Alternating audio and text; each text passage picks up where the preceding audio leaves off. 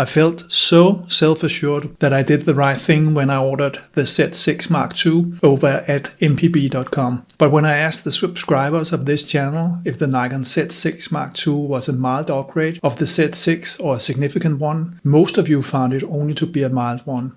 So now I am a bit less confident. The price difference in relative terms is significant. The Mark II is 25% more expensive actually. Here on B&H I have found the two cameras for $1,600 and $2,000, and this is November 2021. I wish I was an American, by the way, when I see these prices. The prices are significantly higher here in Scandinavia, the northern part of Europe where I live. But I guess the relative price difference is roughly the same all over the world. Add to that a lot of things are the same between these two cameras. This site, Cameradecision.com, that I use a lot, has a point here when they say that the sensor is the same, the resolution the same, rear LCD the same, button, body, dials are the same, ISO range is the same, viewfinder the same, and so on. The only thing that Cameradecision notices here is that the frames per second is slightly higher with the new model. And when you study the computer-generated score based on specs, you will see that Cameradecision comes out with almost identical scores for the two cameras. It really looks like I just wasted $400. But let me give you a quick rundown of the changes to Mark II, and please notice that there are many minor changes to the menu system and software that I do not mention here.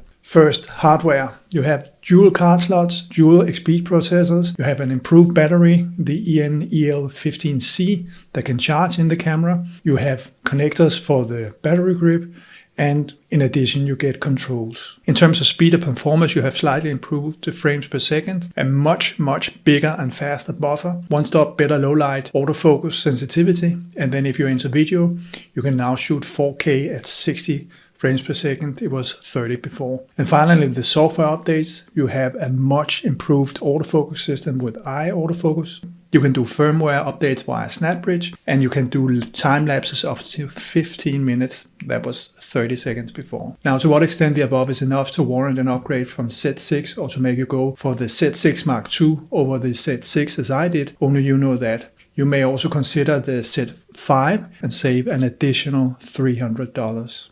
The reason why I was so sure to get the Mark II is that I guess Nikon did not do a duplication of the EXPEED processor capacity, unless they could see that the Z6 had a limitation here. So my hope is that the additional computing power, other than the increased baud capacity, will be used to give us even better autofocus in future firmware updates. But I do agree if you think that I'm taking a chance here, as I have no control if Nikon in the future will share autofocus software improvements with the Z6 Mark II users. So my $400 could easily be spent primarily on an additional card slot and a bigger buffer. There were a few surprises when I unboxed the Z6. First and foremost, it is much heavier than I expected. Not that it is a heavy camera as such, but it feels more dense, if that makes sense. There is less real estate than on a DSLR, and if you have ever tried to shift from an acoustic guitar to an electric guitar, in my opinion, the feeling is a little bit the same. Less real estate, more density. And then the LED on top of the camera surprised me. It was much smaller than what I expected. I don't know why, it just was. The viewfinder is really good. I prefer an optical viewfinder, but if it has to be digital, the Nikon one is the best I have tried relative to Sony and Fuji. And it works really well, also at night. And then I enjoy the focus peaking highlights when focusing manually, plus the ability to zoom in the viewfinder. You can really get used to this and miss it when you are back on a DSLR. Shooting at night, I find that I miss the backlit buttons from my D4, but the top LCD works really well and the viewfinder is not too bright. The rear LCD does not do full axis, but only up and down, which for a YouTuber like me is a bit disappointing.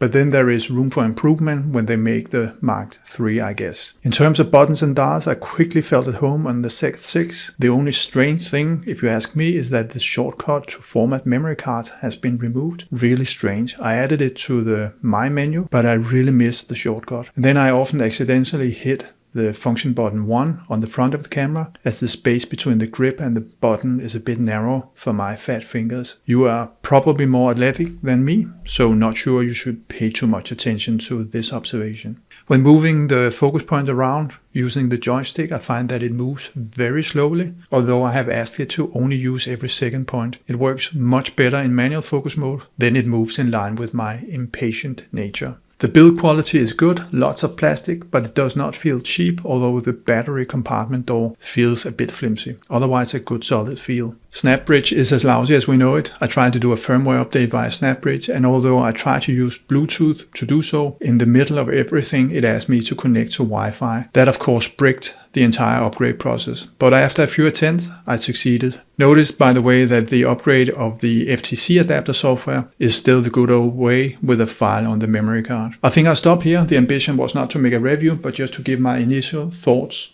while still fresh in mind. I will be back with more videos about the Z6 Mark II. Please let me know in the comments what you would like to see. I plan to do one on manual exposure, as it is a tradition here on the channel, and I also want to explore the new option to do focus shift. So stay tuned.